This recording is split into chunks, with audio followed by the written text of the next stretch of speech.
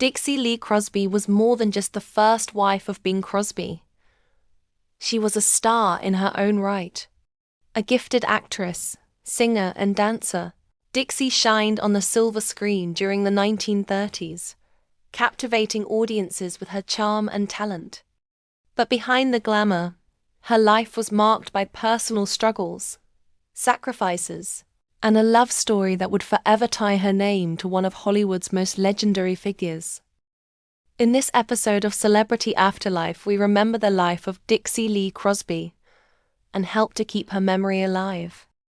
Wilma Winifred Wyatt was born on November 4, 1909 to parents Evan Wyatt and the former Nora Scarborough in the small town of Harriman, Tennessee. Even as a young girl, Wilma had her sights set on doing big things. A natural at singing and dancing, she could often be found performing for family and neighbors. Although she was shy, she loved being the center of attention. Wilma and her family moved from Harriman to the busy city of Chicago, where she graduated from Senn High School.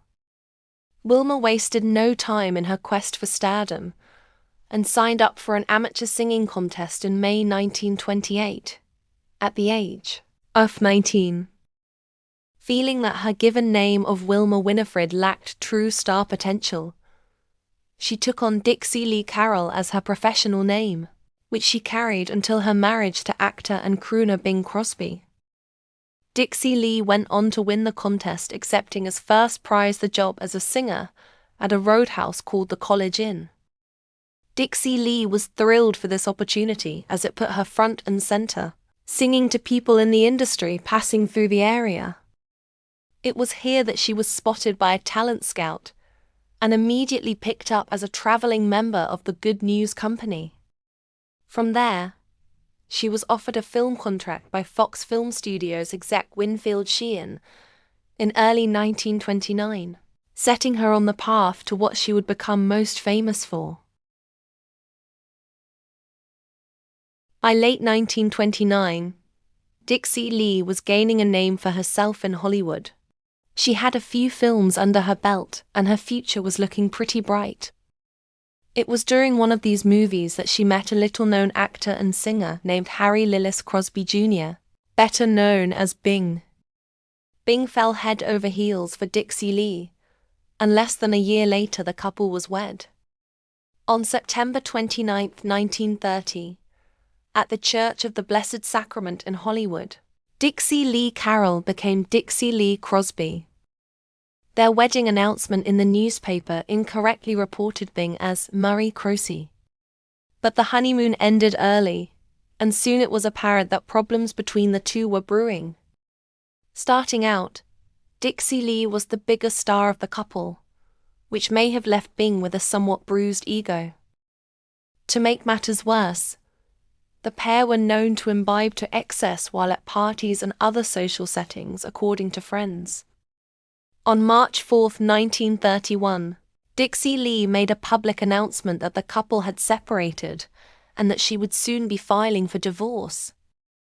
Citing mental cruelty, she added that although they had only been married for 6 months, it was enough time for it to become clear that they were not suited for each other.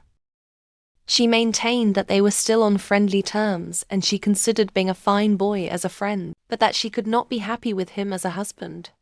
Dixie Lee decided that she needed to get away from the public eyes in Hollywood and from the stress of her separation from Bing.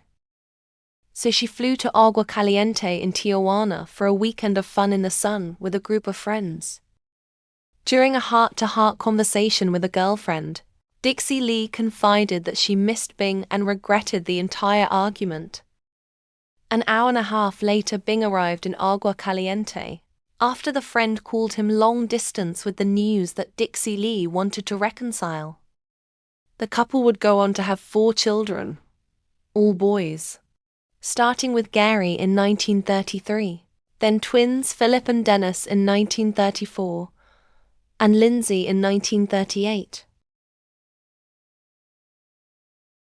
Dixie Lee made a brief return to show business after the birth of the twins, appearing twice on the Shell Chateau radio program in 1935, and completed 3 more films.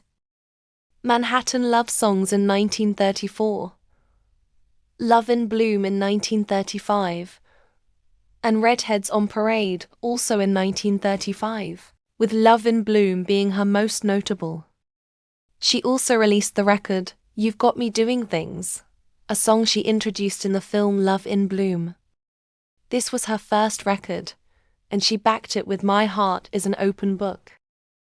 1936 saw her back in the studio recording, Until the Real Thing Comes Along, and When a Lady Meets a Gentleman Down South, for Decca Records.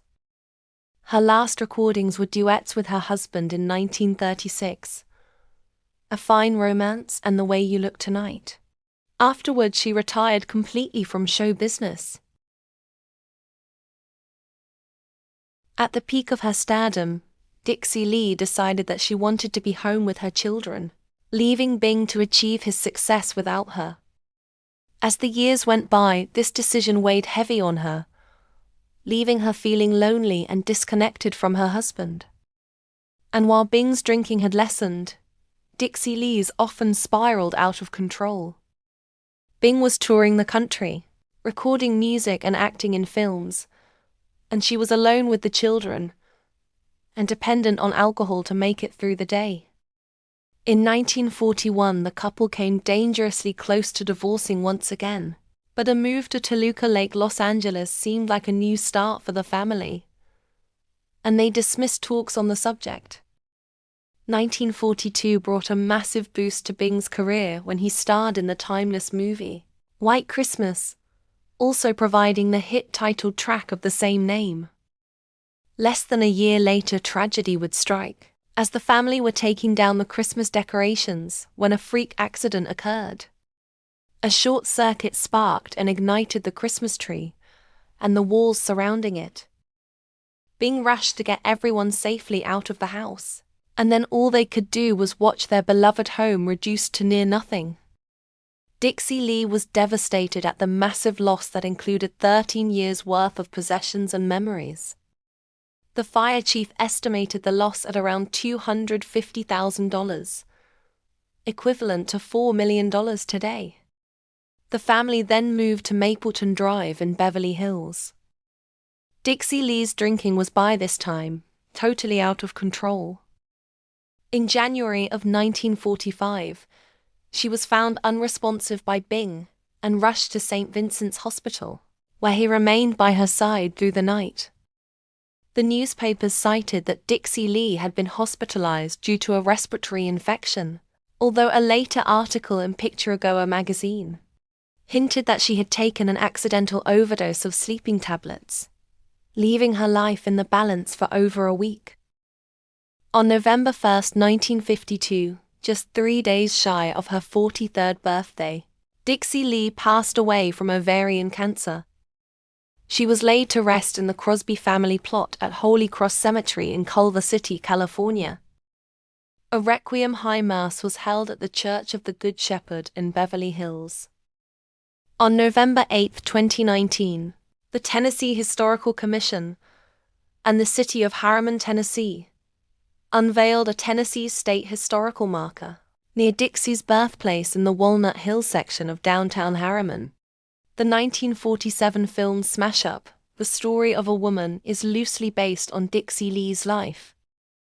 A 2014 documentary, Bing Crosby Rediscovered, examined how Dixie Lee's alcoholism may have impacted their children.